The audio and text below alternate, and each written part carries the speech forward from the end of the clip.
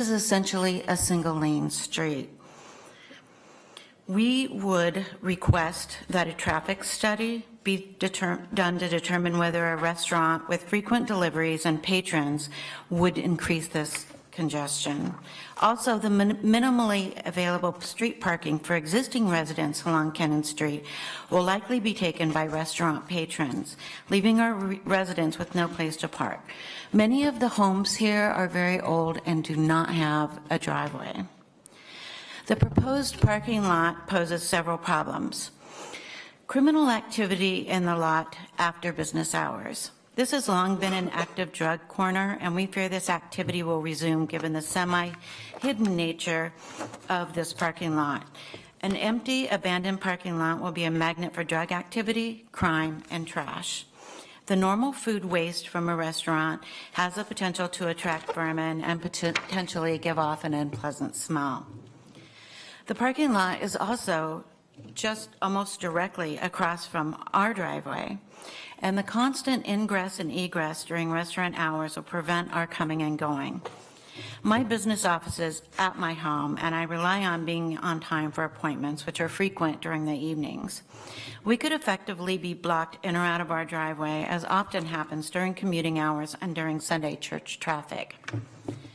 Light pollution would also prevent us from enjoying our right to peaceful enjoyment of our homes. This is our home. We don't want commercial lighting a few feet from our living rooms and bedrooms, or the noise associated with people coming and going during the night hours during the restaurant when they're open.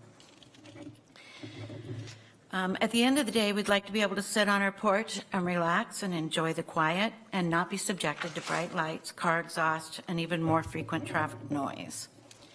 A parking lot would negatively impact the value of our homes. From a realtor's point of view, not only will we have a difficult time selling our homes here, but our appraised value will be negatively impacted by external obsolescence. We are also required to disclose the negative nature of a nearby business, including cooking smells and light pollution, to any potential home buyer.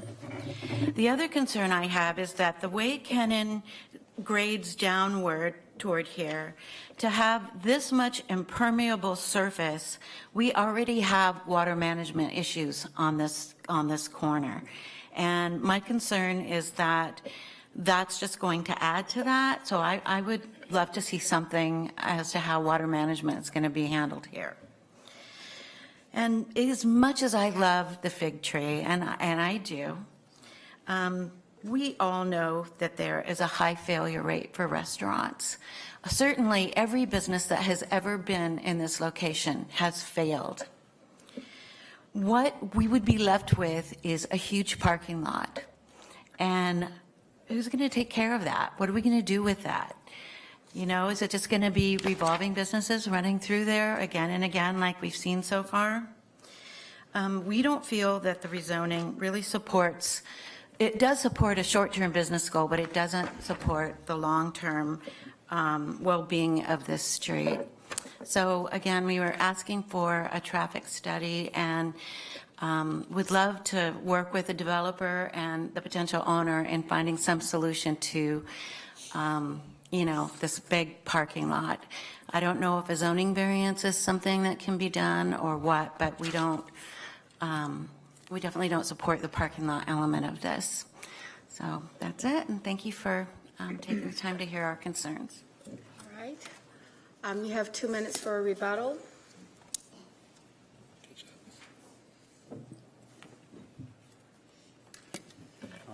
Thank you, Mayor, and we will continue to discuss the request with Jennifer. In terms of parking, and it is a very small lot. It's only actually accommodates 8 spaces. We have added a note that loading for the restaurant would be off of Pegram in the recessed parking spaces that are located here. There's actually a loading dock from the previous owner. It looked like there's a door here that accesses the rear of the building. We have added notes regarding lighting. It's limited to 15 feet in height, and it is fully shielded. I asked the petitioner, there will be security cameras installed on the site to monitor after-hour activity. We understand Kennon is a 2-lane road, not a very wide 2-lane road. We're not proposing any additional on-street parking here. Again, that's the reason for this, and trying to utilize Pegram as well as exploring options to park on off-site. And let me see what else in terms of, the petition does allow the restaurant use or the adaptive reuse for the building of a restaurant, but it also does allow other non-residential uses, office, retail, and personal service uses, should a restaurant at this location not be something that goes over well. Be glad to answer any questions, Greg. Sure. Just quickly, thank you for having us. The Fig Tree Restaurant is in a residential neighborhood, and we do try to be good neighbors and understand that the people next to us and are our neighbors and our patrons. In the summer months, we increase our amount of times that we have our dumpsters dumped so that there are no smells. You mentioned light. I think the building right now has a bunch of LED lighting. It would probably be less lighting as a restaurant than it is currently as a unused building. Thank you. All right. Mr. Eggleston, followed by Ms. Johnson. Thank you all for being here. I'll start with this. This definitely is the vision for Belmont. There has been kind of a formal plan, as you mentioned, put forward that said one of the things that makes Belmont unique is that it has these corner stores and that they would like to see those preserved but brought to a higher and better use. This is undoubtedly a higher and better use than those corner stores, and this one has not been as problematic as another one in a different part of the Belmont neighborhood, but the current use on some of those has caused problems for the neighbors that this would, I think, help alleviate. I appreciate you mentioning the security cameras. That was going to be one of my questions as far as monitoring that parking lot. I think that is a valid concern if there's not some security measures put in place. It sounds like there will be. But with what we've seen at Sweet Lou's, with what we've seen at Ace, with what we've seen just up the street from this site at Queen's Coffee Bar, I think that these eating and drinking establishments are improving the neighborhood, not coming at the detriment of the neighborhood. And I will mention, too, that I don't think it's the City Council's role to determine the viability of a business when we're making a zoning and land use decision. Though if it were our business, I'd be fairly confident in Greg's ability to run a successful business.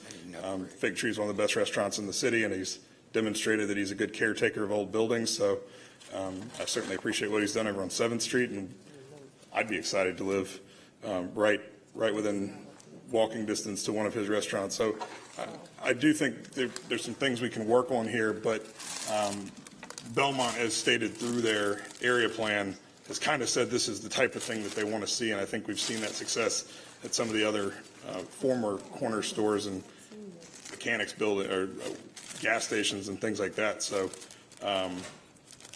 again, I think your considerations around, to her point, of making sure that you're staying on top of there not being dumpster issues, staying on top of there not being security issues.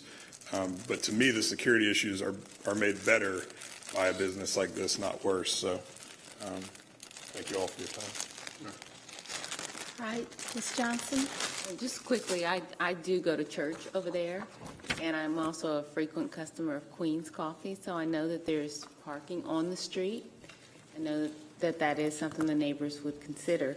You said there's 8 spaces in the parking lot? Yes, ma'am. There are 8 spaces in this parking lot here, plus additional spaces along the building's frontage on Pegram. How many tables will the restaurant have? I think right now the architect's drawings run at about 52 is what I counted, seats, total seats inside the place. Thank you. It's just that, how many customers are actually going to be able to fit in the parking lot before the on-street parking will be affected? That's what I was trying to. 8 cars would be what we would Okay. be maxed at. Thank you. The Fig Tree Restaurant, if that helps, has 18 parking spaces. I look forward to trying it. You've already got one client. No, the customer, fig right? tree. I want to try the fig tree. Ms. Ashmere, did you have a question? No, it would be nice to have some vegetarian options. We have nightly vegetarian specials at the Fig Tree, too. We have- So often can- Okay, do we have any questions about the rezoning petition? Okay. Do you have a motion to close the public hearing? All right, all in favor, say aye. Aye. Our next item on our agenda is 45, and it is petition 2019-134 by DJ Family Farms for approximately 1 acre on the north side of West Point Drive. The current zoning is single-family residential Lower Lake Wiley watershed, I can say it. Proposed zoning is light industrial Lower Lake Wiley watershed protected area. Staff recommends approval of this petition. It's outside of our city limits, and Mr. Patine is here to speak to this, and then Ms. Grant will follow for the petition. Thank you. 2019-134, 1.27 acres, West Point and Sam Wilson Road, just north of Interstate 85. Just to give you some context, there are some existing industrial development further down West Point Drive. Of course, we have quite a bit along Sam Wilson Road in this general area. You can see we've got some R3 zoning. We do have some I-1 CD zoning in this area, and then out here on Reeves Ridge Drive, we've got some increased industrial development. This area is seen increasing industrial development due to its proximity to 85, the airport, 485, and we've got a request here for, like I said, an I-1 conventional. The Catawba Area Plan does recommend office, industrial, warehouse land uses for the site, so it is consistent with the plan. Again, with the conventional petition, there are no outstanding issues to address. Like we said, it is consistent. We do recommend approval, and we'll be happy to take any questions following the petitioner's presentation. Ms. Grant? Good evening again, Mayor, members of council, members of the zoning committee. Bridget Grant with Moran Van Allen. I'm here tonight with John Fletcher with Carolina Bowmanite. They are an architectural concrete contractor that's worked on the Ramir Bearden Park, First Ward Park, and the last 3 Blue Line extension parking decks. We are, as Dave mentioned, looking at a conventional rezoning and are happy to answer any questions. All right. Do we have any questions for the petitioner? Move to close. Motion's Second. second. All in favor, say aye. Aye. All right, the next item on our agenda is item 46, 2019-136 by Venkata Ami Reddy, approximately 1.8 acres located on the west side of Mulberry Church Road in District 3. Current zoning is office conditional airport noise overlay, and the proposed or requested zoning is office conditional airport noise overlay with a site plan amendment with 5-year vested rights. Staff recommends approval, resolving issues around transportation, site building, design, and technical revisions. Mr. Patine will speak to this. All right, And we have two speakers for, and that is, Mr. Brown, are you speaking? Okay, thank you. All right. All right, thank you. 2019-136, 1.89 acres, Mulberry Church Road, just north of Queen City Drive and I-85. We've got a existing zoning of, as we mentioned, 01 CD with an airport overlay or airport noise overlay. The proposed zoning is to take that 01 CD and do a site plan amendment to allow the development of a hotel on the site. The West Drive Strategic Plan does recommend business park, office land uses, and again, it is just north of that Interstate 85 interchange with Little Rock Road, just north of the airport. The proposal itself would modify the plan to allow an additional hotel, which would be 80 rooms, or up to 80 rooms, 6-foot sidewalks, 8-foot planting strip along Sloan Drive and Mulberry Church Drive. Buffers against those single-family uses to the north, and then 5-year vested rights for the approval of this rezoning are also included in the request. There are some site design standards such as backflow preventer, solid waste screening, architectural materials, and a height of site lighting as well as included. Access to the site will be provided from Sloan Drive and Mulberry Church Road. Staff does recommend approval upon resolution of those outstanding issues, mainly related to transportation. The site is consistent with the West Side Strategic Plan, and we would be happy to take any questions following Mr. Brown's presentation. It's a good overview from Dave. As our slides come up, I think in a nutshell, we just point out we are consistent with the plan. And interestingly, I think as Dave mentioned, the site is already rezoned for hotel uses. This was the old zoning plan that allowed for that. So this is very much just a site plan amendment. This was allowing the hotel to expand here. The plan that you saw before you reorients the hotel would actually have fewer hotel rooms between this existing hotel and the one we propose than the existing zoning allows. So this has been really just a site plan exercise. There's the plan, as Dave mentioned, 80-room max, and we've installed buffers in this area. This would get improvements to the adjacent streetscape, so we'd have curb, gutter, sidewalk coming to those areas where they're needed. This isn't an airport noise overlay zone, so it's not really appropriate for residential uses. Happy to answer any questions. All right. Any questions for the petitioner, Mr. Watt? Ms. Watson? I just want to understand this Beach Street abandonment. What is that? So there is an old paper street on the books called Beach that ran in this area right here. So staff really said, kind of, we give you two choices. Either you need to abandon Beach Street, or you can amend your site plan to buffer from that. So what we have done is we amended it to provide buffers as if Beach Street was there. So we have the option of abandoning it or building the appropriate buffers. Thank you. Any other questions? Do I have a motion to Motion to close? close. And a second?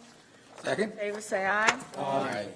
The next item is petition number 40, item 47, rezoning petition by Kinger Homes for approximately 9 acres located on the west side of West Sugar Creek Road in District 4. The current zoning is single-family residential, 3 units per acre.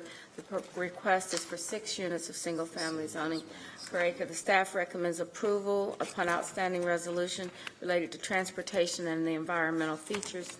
We do have 2 people speaking, and one is speaking in favor, Ms. Watts, and Mr. Hatch, who's speaking against. Is Mr. Hatch here? Yes. And Mr. Patine will start us off, and then the 2 of you will have 10 minutes each to speak. Okay, thank you. 2019-137, 9.62 acres on West Sugar Creek in the area north of Yorkford Drive, also just north of David Cox Road. The proposal is currently zoned R3. They're looking to go to an R6 single-family residential conditional plan. The adopted future land use for the area from the Northeast District Plan does recommend the site for residential uses at up to 4 dwelling units per acre. The site comes in at a density just under 3.2 units per acre, so we have a maximum of 31 single-family detached dwellings. We do have access off of West Sugar Creek Road, along with streetscape improvements for an 8-foot planting strip and 6-foot sidewalk along all public roads. 50-foot right-of-way would be dedicated along West Sugar Creek Road, and then architectural standards for the homes themselves related to building materials would be provided through the conditional plan. So again, it comes in at 3.2 dwelling units per acre, so it's less dense than the district plan's recommendation for 4 DUA. Staff does recommend approval upon resolution of some outstanding issues related to transportation and some of those environmental features. But overall, like I said, we do recommend approval and be happy to take any questions following the presentations this evening.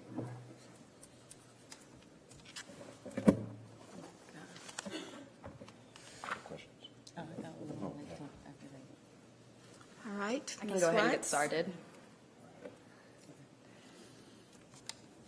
Okay, here we go. Mayor, members of City and Council, I'm Maggie Watts with Urban Design Partners. We're representing the petitioner, Kinger Homes, for petition 2019-137. As stated, it's located at 7001 West Sugar Creek on approximately 9.62 acres. And here is that greater context. As Dave mentioned, it's proposed land use is under 4 units per acre, and we're sitting at roughly 3.2 right now. This was the initial site plan, and following the community meeting and follow-up with neighbors, there was several changes made from what was submitted first to what the site plan is now, and namely, the high points of those changes were the lot count went from 37 to 31. We've increased separation from adjacent neighbors and the proposed lots. The petitioner will be agreeing to put in vegetative screening where there's the largest areas of concern for neighbors. There's also increased open space from the previous plan, and the petitioner is including the additional right-of-way, as well as pavement width for the future widening of West Sugar Creek. So that concludes my presentation.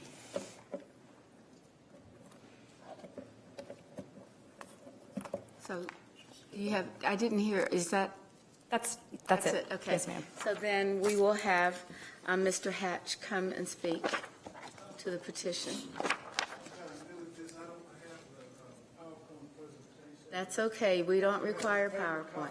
If you'll hand that to the city clerk, she'll distribute it. Because the staples didn't go all the way through the paper. So That's okay. So watch. We got it. All right. All right. And if you'll,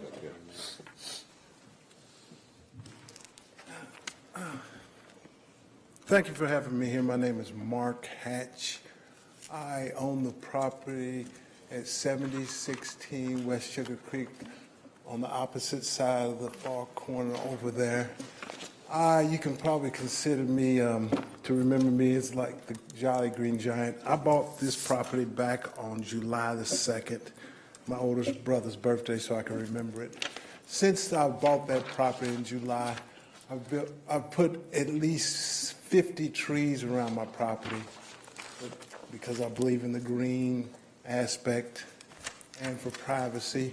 Also, somebody came to me, individual in the last 2 months ago, and proposed to me putting the solar panels on my property. So in the last 2 months, I've put 37 solar panels on my property. And I'm trying to go green and try to reuse reusable energy. Many of the neighbors do not want King's Homes to rezone it from R3 to R6. I believe it's going to lower the existing neighborhood property values, create overcrowding parking in the project street, increase air and noise pollution, create privacy issues with existing neighbors, create overcrowding on the project sidewalk and pedestrian. I took a picture of the issue with these because when they originally met with us over at the church for the first meeting with the neighbors, they said they're going to just have 10 feet between the houses, and 10 feet ain't much as far as from this to there for the housing. Here in this situation where I went to a neighborhood and looked where they have the houses 10 feet apart, the cars are parked all out in the front of the property and across the sidewalks for pedestrians. So I don't believe in that type of sardine type of housing. If the Charlotte City Council approves this property rezoning to R6 CD, we the neighbors want the owners of the property to only have 20 houses, at least 20 feet separation between the homes. We want the houses to have the selling price value of $350,000 to $550,000. We want them to create a clubhouse, a playground, and facilities. At the home meeting, the meeting they had with other homeowners, communities behind us said, you're not going to have any kind of place for the kids to play, any activities, so they can just be coming over to our neighborhood using their facilities. So that's one of the reasons why I won't recommend them to put a playground, facilities for the kids. Also, I would like to have a dirt berm on West Sugar Creek Road to create privacy wall for the neighbors. Right down the road, farther down on Sugar Creek, there's another property where they have a dirt berm, keeping it private from Sugar Creek Road. And then the other part is I want y'all to think in the future. You talk about traffic problems, issues. Well, I'm thinking about the future of the neighborhood because I've got a grandson, and I think about he wants to be able to breathe and play in the area and have fun. And if we don't start thinking green and start using renewable energy, pretty soon that continues to not be done. We're going to be walking around with masks over our faces because we can't breathe. There's not enough air. People not replanting trees. People not using the solar technology to be using renewable energy. So I believe in putting a golf cart community in our neighborhood. I've done a survey 2 years ago, because in the Brookstone neighborhood across the street from W.E. Harris in that site plan, and 99% of those people would like a golf court community. So we can go around and drive, once we park our cars in our houses, we can use our golf carts to go over to the shopping center next to it, get our food, shop, go back and forth, meet our neighbors, get to more of a neighborly feel for what's going on in our community. And if you look, other cities throughout the nation have already made golf cart communities, neighborhoods, where people drive around on the golf carts in there, and the cities have already approved it. And they're doing it in Atlanta, California. If you look at my thing, you can see that I've done a little research, and I believe a golf cart community will help our area grow into the next future for Charlotte. And what I would like the city council to do is put golf cart bike lane crossings at all these different crossings I got on here. Because we're concerned about decreasing the traffic. We're concerned about reducing the CO2 emissions. We're talking about reducing crime. Well, if you get to know your neighbor, which a lot of people have a tendency to pull in their garage, get out of the car, and never see anybody. But if you have a tendency to get on a golf cart that only drives 5 or 6 miles an hour and drive through the neighborhood, you get to know your neighbors. You get to know the people in the neighborhood. And you get to know who the strangers are. So if you all do approve this, look for the future. Look for the future of our neighborhood that I live in. And think about doing some things that can create something for the future of North Charlotte. And I appreciate your time and effort, and thank you. Okay. Mr. Eggleston. Oh, I'm sorry, rebuttal, 2 minutes, yes, please. Then we'll ask Mr. Eggleston to address his questions to you.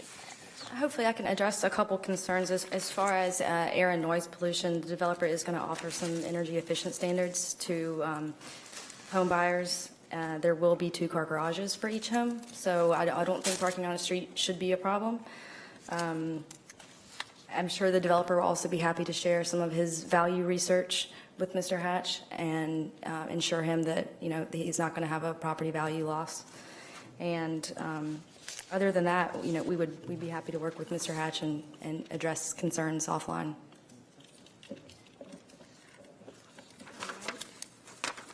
Mr. Eggleston, followed by Mr. Winston. I just want, the risk of asking another silly DUA question. I think I'm right on this one. What we're looking at with the current zoning would allow for 28 single-family houses, and if the site were 0.04 of an acre larger, it would allow for 29 single-family houses, and they're asking to build 31. Is that? That's correct. Yes. Right. So my math's right on that. So I just want the gentleman, and your name's not on my sheet, so I apologize. The gentleman, Mr. Hatch. Mr. Hatch, I just want to make sure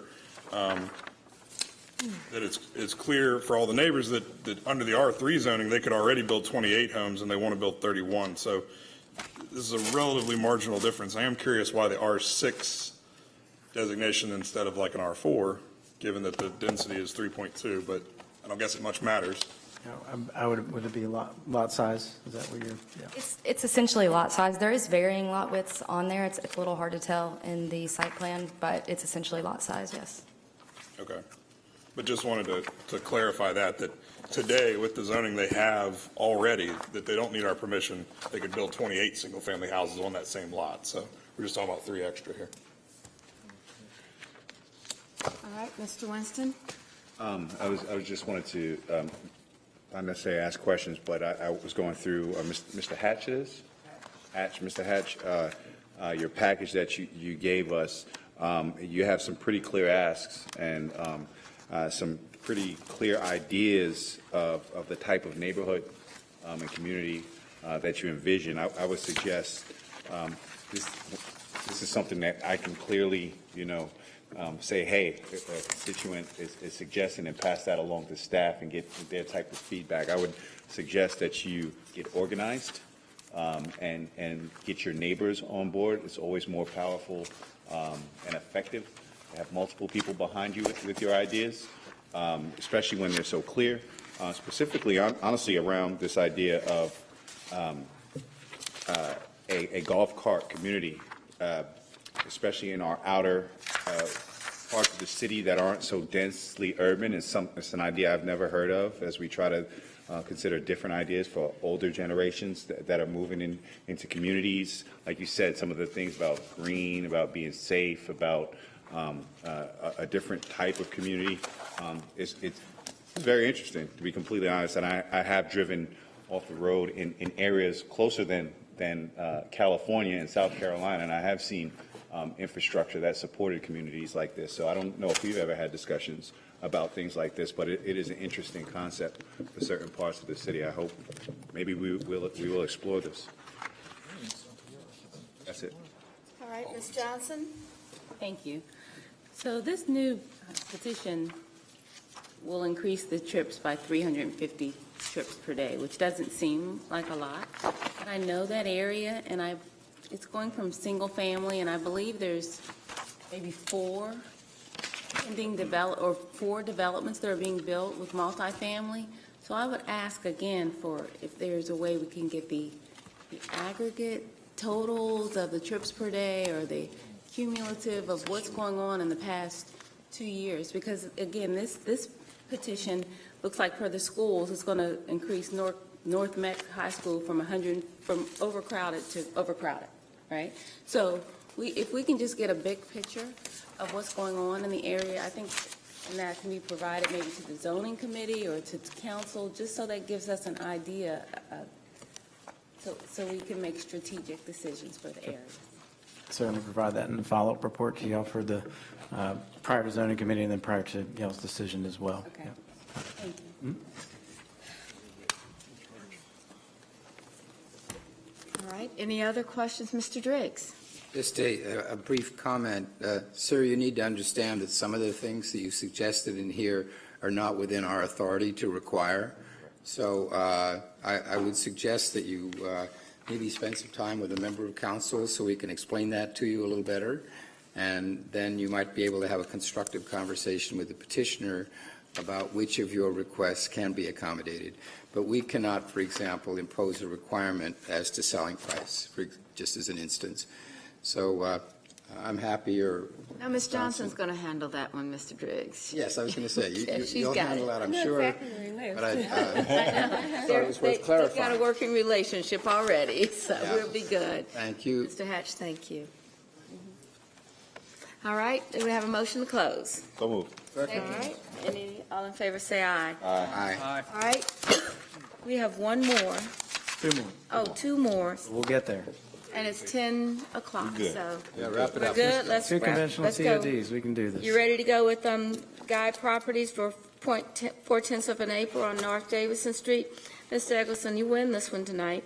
In District 1, for mixed-use development optional, moving to transit-oriented development neighborhood center. Staff recommends approval, and here's my sheet. Okay, misplaced my sheet. Here we are. 15, and then we'll be followed.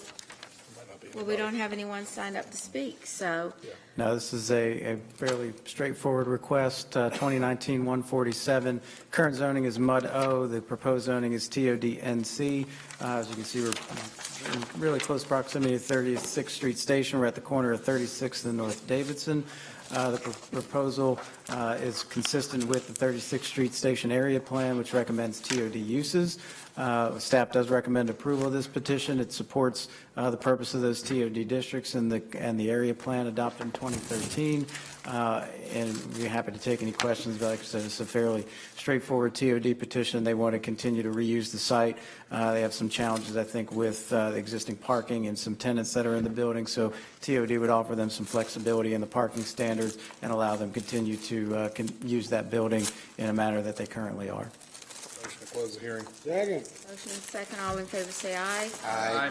The next item on our agenda, the last item on our agenda, is by Wood Partners for 2 acres located at North Davison Street, District 1. Todd-oriented development. Mixed use optional is current and proposes transit-oriented development. Did I say Todd-oriented development? Oh, my gosh. Transit-oriented development, urban center, and this is the request. Mr. Fatine and Mr. Brown. Okay, 2019-149 is approximately 2.8 acres, located on North Davidson between 21st and 22nd Street. This petition wasn't part of the alignment. The properties around the petition were part of the alignment zoning that went through last month, and the new maps that we have would reflect that, but currently you see it as I-2, but the area all around this petition has also gone to TODUC. The reason this petition wasn't brought into the alignment was because it was a Todd M with optional provisions. Those optional provisions, we did not pull in petitions that had optional provisions in that. The petitioner had since worked with staff both in our department over in Housing and Neighborhood Services. Some of those optional conditions were actually monetary commitments to the Belmont community for certain beautification projects. There were some other optional commitments that the petitioner has maintained through an MOU that we've been working on between all those parties that would be involved to maintain those commitments while still then transitioning the site to TODUC, which would allow for more consistent development since there's been acquisition of some additional properties between 21st and 22nd Street, so we'd have one unified zoning district to redevelop that site. But we were happy to maintain those commitments and appreciate the petitioner working through an MOU process to get some of that accomplished. So it is consistent with the transit station area plan for Parkwood. Staff does recommend approval. And as you can see, we've got a fairly lengthy rationale. I won't go through all of that, but I think the biggest thing to point out was that maintenance of those commitments from the optional provisions while we transition to the TODUC. All right. Any questions? Oh, Mr. Brown, sorry. Yes, just Colin Brown on behalf of Wood Partners, the petitioner. Tom Burkett is with me. So as Dave said, most of the site is old Todd, some of the site is new Todd. We're going to make it all new Todd. And what we will is the old Todd had some commitments actually to the Optimus Park neighborhood. We are entering those into a private agreement, and the city will administer those. So really you get the new district plus all the old commitments. Motion to close the hearing. Second. All right, all in favor say aye, and then motion to adjourn. All in favor say aye. Thank you. Yeah, second.